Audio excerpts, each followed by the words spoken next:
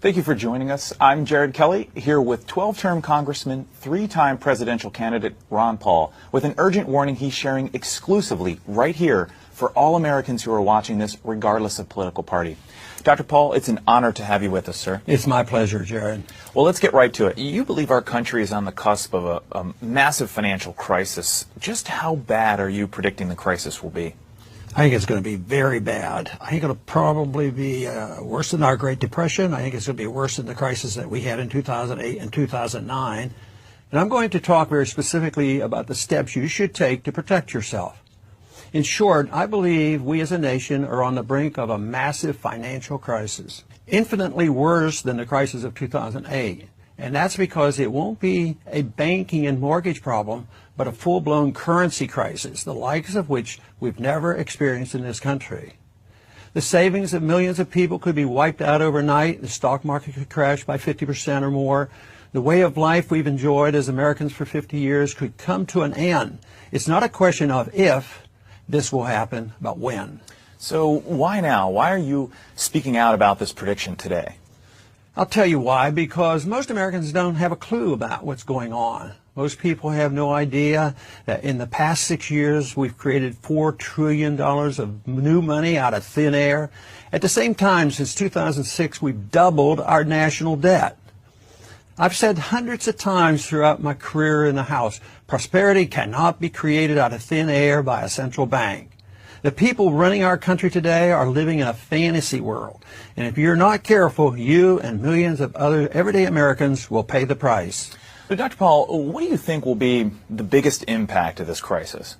Well, sooner than most people think, I predict we'll see people losing confidence in the U.S. dollar as a simple result of investors around the world realizing our currency is no longer the safe haven it once was. And you cannot restore confidence with more paper money. And when the currency collapses, nearly everything else goes with it. Stocks, bonds, commodities, you name it. When you destroy a currency, you can destroy the entire economy. You can destroy the whole nation. The middle class gets wiped out. The way you live, work, travel, and retire and invest in America, everything is going to change. Some of it in ways most people can't even imagine. So, essentially, you're predicting the entire U.S. financial system will collapse. As someone who's spent 22 years in Congress, what do you think will be the immediate impact on the federal government? Well, I'm fearful of a collapse, Jared. For one thing, it makes it a lot harder for our government to borrow money and pay interest on all the debt we've racked up, or to expand the welfare state, or to station the U.S. military in 140 countries. But forget the government. The real concern is what happens to everyday Americans, especially the middle class. How so? Well, for the everyday American, if the government's broke, all your wealth, all your savings will be put in jeopardy. We'll see massive changes in our retirement system and Social Security. I wouldn't be surprised at all to see the government take over people's 401ks and IRAs. Why is that? Because doing that would essentially force people to buy worthless government bonds, whereas investors in the free market wouldn't touch them. In fact, I think we're likely to see huge tax increases and even a wealth tax, a fee on all your savings and valuable assets. Can you explain further about what you mean by a wealth tax?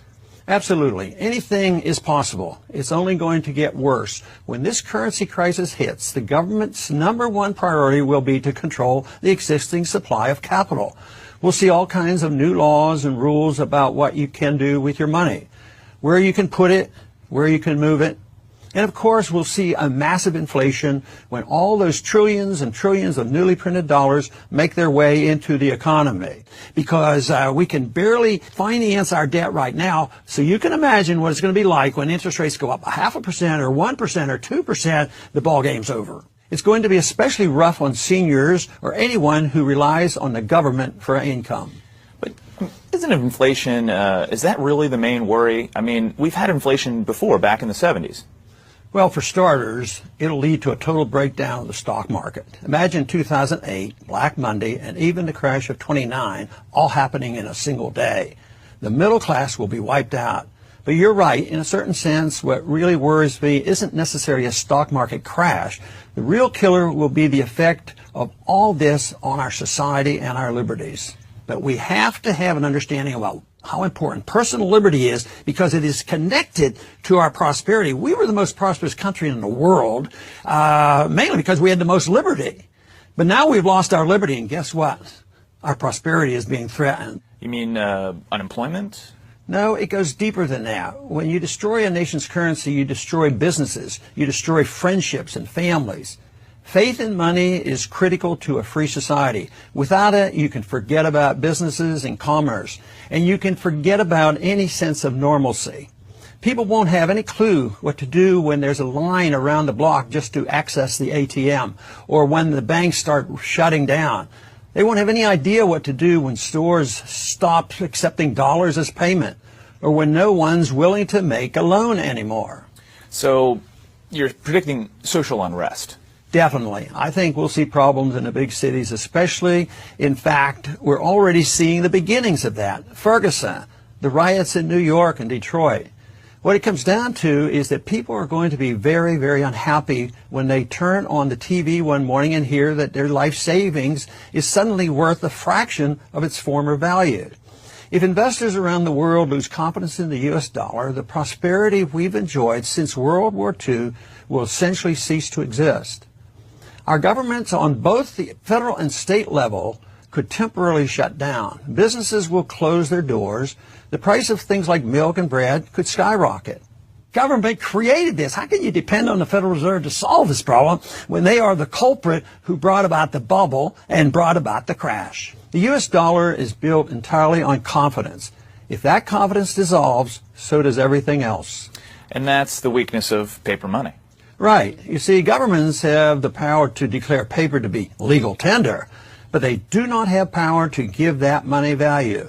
And this is something the politicians won't tell you. They've all been taught bad economic policy. I don't think they're bad people. I think, another term that is not as generous, but they're just ignorant of good, sound economic policy. I know because I spent 12 terms in Congress fighting the people who control our monetary system.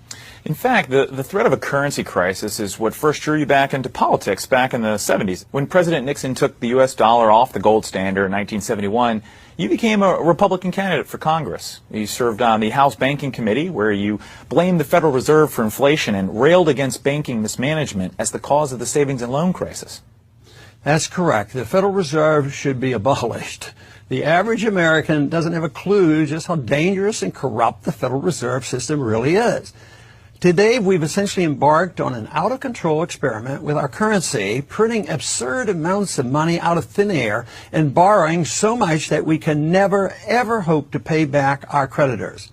You realize it took our nation 216 years to rack up $8.5 trillion in debt, and then just 8 more years to double that amount. Well, let me ask you this. You served on the House Banking Committee, the Committee on Foreign Affairs, and you sponsored over 600 legislative bills. Why aren't you back on Capitol Hill trying to spread your message from a congressional office? Because I'm finished with Congress. For me, this has nothing to do with politics or fundraising. It's the biggest financial story of my life, which I've been tracking my entire career. And now that it's finally here on our doorstep, I just want to warn as many people as possible. The simple fact is, the more people who prepare themselves, the better off we're all going to be. The fewer people relying on the government to fix this problem, the stronger our country will turn out in the long run. Because believe me, the government won't be able to do a single thing about this crisis. Remember, they're the ones who caused it. And remember this too, by the time we see a full-blown currency crisis, it'll be too late for you to protect yourself. The government won't warn you or save you. And I say that as someone who's met with every U.S. president for the past 40 years and every Fed chairman. I remember I once rode alongside President Reagan on his helicopter Marine One. And the subject of what's happening to our money came up. And he told me, he said, Ron, no great nation that abandoned the gold standard has ever remained a great nation. I also confronted Alan Greenspan about this, and he told me he still stands by his original thesis, which was published decades ago. He wrote, in the absence of the gold standard, there is no way to protect savings from confiscation through inflation. There is no safe store of value. But you're through with Washington now. Yes, My years of fighting in Washington are over. I don't work in Congress anymore, and I'm not making any more runs for the presidency. And that's why today, all I can do is spread this public message right here, right now, for anyone who's watching, and explain exactly how I believe you should protect yourself and get prepared. In fact, you're recommending an entire blueprint of steps to get ready, correct? That's right. I think it's remarkably simple for most everyday Americans to prepare. Now, keep in mind, I don't think you need to open foreign bank accounts, and I don't think you need to flee the country. The fact is, there's still nowhere else on earth I'd rather live than right here. But the important thing to realize is that you have to take action now. You have to realize that your financial safety is in your own hands. You can't wait for Washington to fix these problems. Real monetary reform will only come after a major currency crisis hits. And for most Americans, that will be much, much too late. That'll be only after a catastrophic stock market crash, after the bankruptcy of dozens of financial institutions, and after many people's savings are completely wiped out. And you're convinced these problems can't be fixed by elected officials inside our government, right? I tried to change the policy myself from the inside for 22 years. Believe me, I tried. And my conclusion is that there's absolutely no hope for the Fed or the government to conduct responsible monetary policy. I've spent decades grappling with Fed officials in committee meetings and at luncheons and private discussions with Fed chairmen. The problem is that our government cares very little about the basic laws of economics. They have very little understanding about how a free market actually works. What do you mean by the basic laws of economics? I'm talking about the consequence of printing paper money with no regard whatsoever for the value of that money. You see, governments can fool people for a while by printing paper money. But in the end, it's inevitable that trust in the money will be lost. Without trust, paper money is nothing. Trust in the dollar is absolutely required for it to keep its status as a vehicle of economic exchange. And we're already starting to see that trust fall apart in billions of dollars worth of transactions with more than 10 countries around the world. For example, China is also beginning to trade directly with Germany, Brazil, Russia, Australia, Chile, India, and South Korea, all outside the U.S. dollar. Some politicians might say, what about all the positive changes and steps we've seen in the economy in recent years? I mean, the market's up 200% since 2009. Real estate prices have rebounded. At a glance, many people believe that America's back to normal. Don't believe it. The problem is, these politicians typically look in the wrong places for evidence. The Consumer Price Index, for example. You can't rely on a report like that because the numbers simply aren't believable. Whatever you might think about the market and the economy, whatever political party you affiliate with, you can't afford to ignore the possibility that things are not back to normal in America right now. But now what's going on in the world is the West is selling gold. The gold is leaving the United States and other places in Europe and going east. After all, can things really be normal when roughly 75% of Americans have been living paycheck to paycheck? Could things really be back to normal in America when the number of people on food stamps has doubled since 2008 and when half of all children born today will be on food stamps at some point in their life? Or when the too big to fail banks that got bailed out in 2008 are now 37% larger than they were back then? Can things really be normal when our country's money supply has increased by 400% since 2006, all just printed out of thin air? It's like something out of Weimar Germany or the last 20 years in Zimbabwe. Do you have an exact date when you believe this crisis is going to hit? No, no one can tell you exactly when this new crisis is coming. Not me, not anyone else. The point is simply that what's going on today certainly isn't normal. And it's guaranteed to end in disaster. People are going to lose a lot of money. They aren't going to understand exactly how it happened, but they're going to be angry, and they'll act on that anger in very predictable ways. So you believe the bull market that we've experienced in recent years is all just smoke and mirrors by the Fed? And most of the government reports that we listen to are misleading?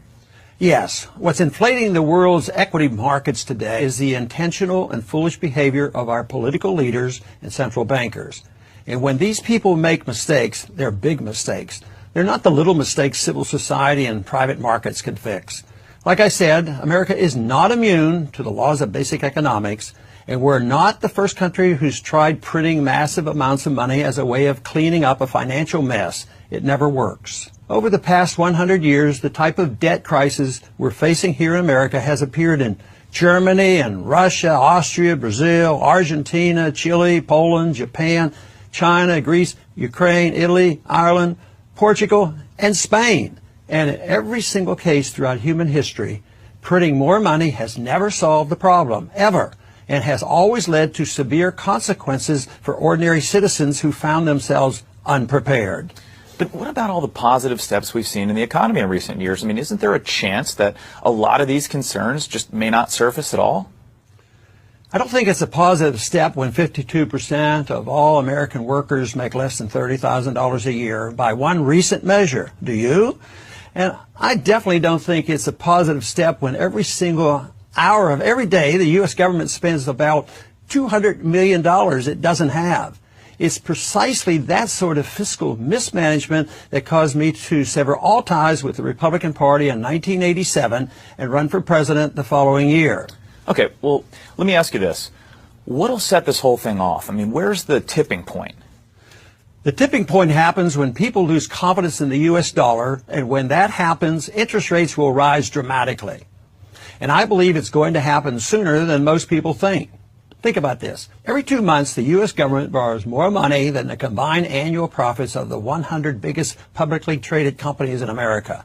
Does that sound sustainable to you? No, but at this point, it's completely normal for America, right? I mean, the world already knows we have this huge debt, so how is that new? America can't be a debtor forever. It can't be normal that we owe more government debt than any country in the history of the world. It can't be normal that we have more debt than every country in the European Union combined. Granted, we've been hearing about this stuff for years, but what's new about all this is that the costs of maintaining all that debt are about to skyrocket. Again, you can't put off paying your debts forever. It always catches up to you. It's not a question of if, but when. Yeah, but if paying... Wait a minute, hold on. Think of it like this. The Fed has manipulated interest rates 10 times since August 2007, from around 5% to between 0 and 0.25, okay? How can a rate of near 0% last forever? It can't. So ask yourself, what happens if the average real interest rate goes up? I'm not talking about skyrocketing rates of 10% or so, which aren't hard to imagine, but I'm talking about if rates just go up to normal. What if the rate ends up being just 4% annually? How does the government pay off all our debt? Do you realize that even if we paid it off over 30 years, a 4% would end up spending $58 trillion just to simply repay what we owe right now? If the rate ends up at 6%, we'd spend $102 trillion. How do we pull that off? Well, a lot of this stuff is just mismanagement by politicians, right? Isn't there a chance the rest of the world might, I don't know, cut Americans some slack and wait around for policy change? No, that's not how international credit works. 10 different countries have already signed deals to begin phasing out the U.S. dollar as the basis of trade. And you definitely can't wait for politicians to solve the problem. Our net public debt has more than doubled since 2006. This is years and years in the making.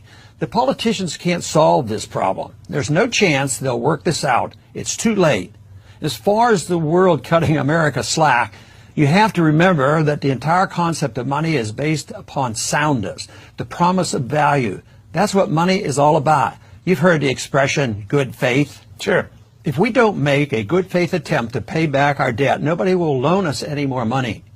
And printing even more money makes the problem worse.